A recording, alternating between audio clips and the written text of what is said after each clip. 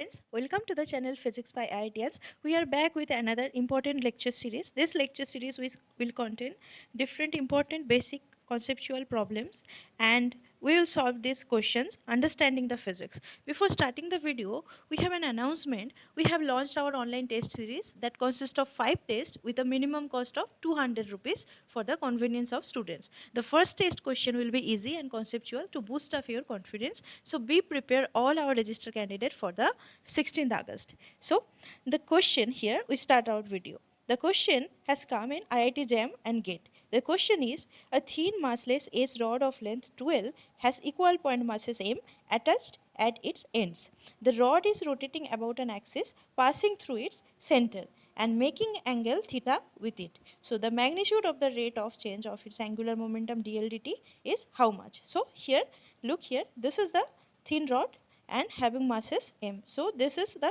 passing the axis of rotation is passes through the midpoint. So it of total length of L. So it has this amount of length L, small l, total length of 12, and this is the angular frequency velocity is omega, and it is rotating along this axis, around this axis. So what will be dl dt? That is the question. So we first need to find out L value, then we can find out dl dt. So for L, we know the formula L is r cross p. So r is here L sine theta, because this is L and this angle is theta angle. I zoom this so that you can understand. This is theta angle, this much length is L. So this r, that is radius, this is r equals to L sine theta. So r cross p we can write as r cross mv, or we can write r equals to L sine theta into mv. Now v can be written as v equals to omega cross r. So r can be written as L sine theta. So m omega L sine theta. So L can be written as m into omega into L square sine square theta. Now find out dl dt, that is ddt of this one, this quantity. So m omega L square into ddt of sine square theta, that will be 2 sine theta cos theta into d theta dt. Now d theta dt is omega. So the dl dt becomes 2 m omega L square sine theta cos theta m omega, or dl dt is 2 m L square omega square sine theta cos theta, because omega omega it will become omega square. So this is our answer, that is answer A, 2 m L square omega square sine theta cos theta. This is our options, 2 m L square omega square sine theta cos theta. This is option A. So this is correct. Now the look here, I have here given you the relations between the analogy between the translation and rotational motion, so that you can understand what will be the difference between the translation and rotational motion, or rather pure translation and pure rotational motion. So suppose the pure translation motion is translation along x-axis, and the pure rotation is the symmetric rotation about a fixed rotation axis. So for the translation, we consider the position component as x, and for rotation we consider not x, we consider the rotation angle, that is theta. The velocity component for the translation is vx along the x-axis, that is dx dt. But for rotational velocity component is omega equals to d theta dt, that is rate of change of the rotational position component or angle. Now acceleration is dv dt for the pure translation motion, but for pure rotational motion acceleration will be d omega dt. Mass for the pure rotation is m, but for the translation is m. For pure rotation, we consider rotational inertia, the moment of inertia, that is I. The Newton's second law, F equals to mass into acceleration for pure translation case, and it will become I into alpha, that is inertia into the angular rotational acceleration for the pure rotational motion. Similarly, work, kinetic energy, power, all will be modified in the case of rotational motion. For translation motion, we consider kinetic energy as half mv square. Here we consider kinetic energy as half I omega square. So I request you to understand the difference between rotation and translation, and also visualize it. Okay, don't memorize the formula, rather visualize it, so that you never forget those formulas. So come to the next question. A battery with a constant EMF epsilon in an internal resistance Ri provides power to an external circuit with a load resistance made up by combining resistance RL and 2 RL in parallel. For what value RL will the power delivered to the load be maximum?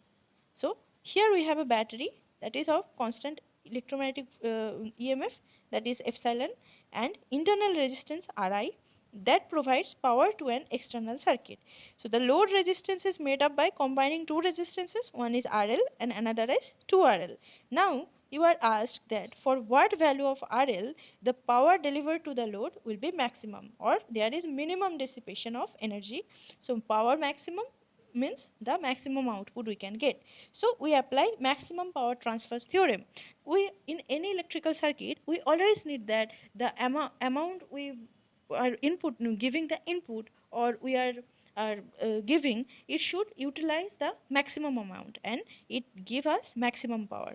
So the statement of the maximum power transfer theorem is, maximum power transfer theorem states that maximum power is transferred from the source to the load when the load resistance is equals to the Thevenin equivalent resistance or internal resistance of the system. So RL equals to RTH. Now what is the proof? Let us suppose a general case having RL and RI as the load and the internal resistance of EMF epsilon. Then the current in the circuit I is, epsilon is the voltage divided by total resistance, that is RL plus RI. Now power dissipated in the load will be I square into RL, because we want to dissipation of power, we want to find it in the load. So I square, now put the value of I square, that is epsilon square divided by RL plus RI whole square, and this RL will be here. So P will become epsilon square divided by RL RI square by RL plus 2 RI plus RL. Just simplify it, you get this. Now look here, for the maximum power this quantity should be how much? Yes, this quantity should be minimum, and minimum we can take it as 0. If we take it, it tends to 0, the maximum power tends to infinite, so we get maximum power output. So we will do the same thing, that is the for the maximum power to the load, the denominator of the above expression should be minimum. So the variation of RL with respect to that denominator, that is DDRL of R square Ri square minus divided by RL plus 2 Ri plus RL equals to 0. So we get Ri equals to RL, that is for maximum power transfer the resistance of the load, that is RL of the internal resistance of the is the internal resistance of the battery, they should be equal. So this is the maximum transfer theorem. Now the given circuit is, they have internal resistance Ri and the load resistance RL and 2RL parallel to each other. What we have to do? We have to apply maximum power transfer theorem, and we get that this Ri is equals to the load resistance, that is this is the parallel combination, so 2RL divided by 3. So what will be the value of RL? RL is 3 by 2 Ri. Okay. So let's take the option. Which option is correct? That is this option, that is RL equals to 3 by 2 Ri. Now let's come to the next question. The electric field of an electromagnetic wave propagating through vacuum is electric field vector ERT equals to E naught cos 100 root 3 pi x minus 100 pi y minus omega t z cap. Now you have to find out the wave vector k, find out the value of omega, and then at suppose the time t equals to 0, there is a point charge q with velocity v equals to v naught along x cap at the origin. So what is the instantaneous Lorentz force acting on the particle? So whenever you are studying any, solving any question, you should think about it and you should visualize. Suppose there is an electric field, and electric field is of the form of this way, that is it is propagating along z direction, the propagation, and the components of k dot r, that is electric field vector along z direction, and k dot r this much is the 100 root 3 pi x minus 100 pi y. Okay, so k is along x direction and k is along y direction, so it is propagating along xy plane. So let's come back to the question. So we have to find out the value of k and value of omega. So first we compare our standard electric field vector, that is ERT, with this one that is given us to us. The standard vector ERT equals to E naught cos k dot r minus omega t z cap, it is given. So you compare both the two. So compare here, after comparing we get k value, that is k dot r component is this one. So k is 100 root 3 pi I cap plus 100 pi j cap. So mod of k becomes 100 into 2 pi or 200 in pi. So k wave vector is 200 pi. Now you find out the omega. Since it is free space, so omega equals to kc. So put the value 200 pi, that is k, and value of c is 3 into 10 to the power 8 meter per second. So omega becomes 6 pi into 10 to the power 8 radian per second. So what is the angular velocity of that electromagnetic wave omega? That is 6 pi into 10 to the power 8 radian per second. Within 1 second there is a rotational velocity of 6 pi into 10 to the power 8. So just think about the value. Now the next question is, if there is a certain q, that is a charge at time t equals to 0, that is point charge with the velocity v equals to v naught x cap at the origin, then what is the instantaneous Lorentz force acting on the particle? Now why this Lorentz force will act? Because there is a particle within that electromagnetic field. So particle is charged particle. So if it is neutral, then there will be no Lorentz force since it is charged particle. So there will be Lorentz force due to the electric field of the electric field of the electromagnetic wave, and so magnetic field also, because electromagnetic wave has both electric field and magnetic field, so it can give force, that is Lorentz force. So we have to consider the Lorentz force as F equals to Q into E plus Q into V cross B. Now the known parameter is E here, but we don't know the parameter B. V is also given, that's B naught x cap. So we have to find out B from E first. So for that you put the Maxwell equation and you find out B as k cap cross E divided by C. Now k cap cross E vector you find out as half minus root 3 E naught cos 100 root 3 pi x minus 100 pi y minus omega t minus E naught cos 100 root 3 pi x minus 100 pi y minus omega t.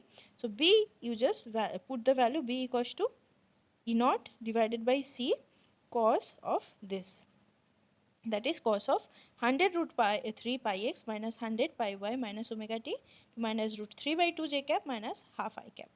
So F will become Q into E, put the value of E, and Q into V cross B, put the value of V cross B and solve this. So you find out as F equals to Q E naught cos 100 root 3 pi x minus 100 pi y minus omega t k cap. So the direction of the force is along k cap.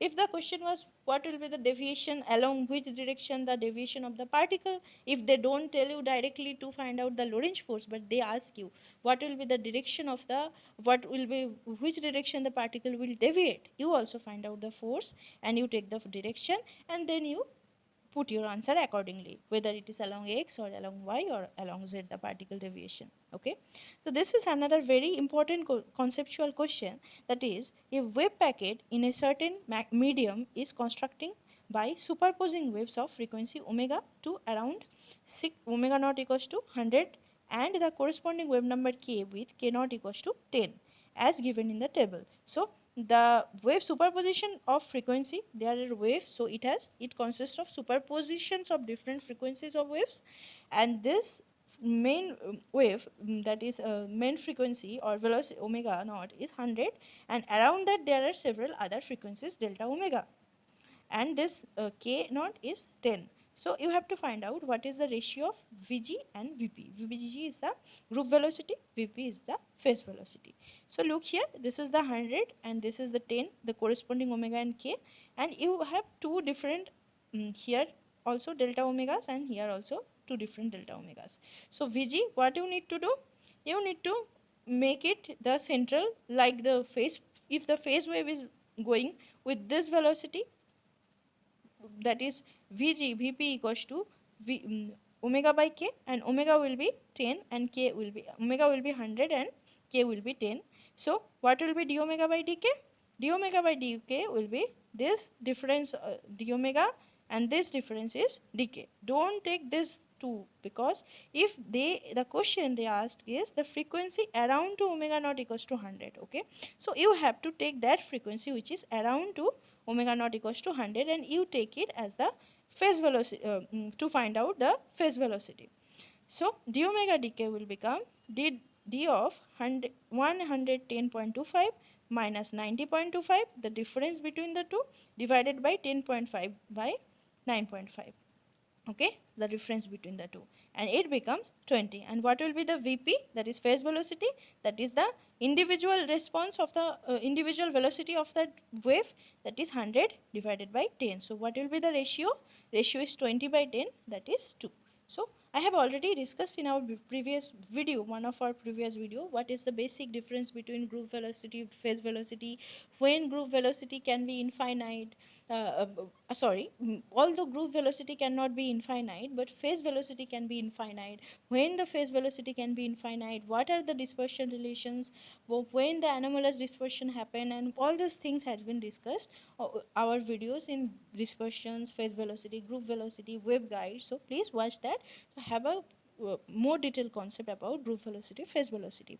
Here we can have a physical field, like suppose there are different waves, like it is a sine 80, another one is sine 90, that is sine omega t. Okay, so they are superposing with each other, and what kind of wave they can form, you have to visualize. So they can form this kind of wave, and how many, if the numbers of the waves are increased, this will become more, like this will not be spread too much, that will be, the spreading will be much less. And for infinite number of waves to be superposed, you can get a Dirac delta function. Okay, so Fourier transform of a Dirac delta function, think about that, you can get a feel of this wave. So if you like this video, I think you understand this video, and if you understand and if you think it is helpful for you, don't forget to share with your friends, don't forget to like this video, don't forget to subscribe to the channel, and also you can discuss join our Telegram channel and discuss your queries there, post the questions there, and we also post questions in our Telegram channel. So you are welcome, and thank you for listening.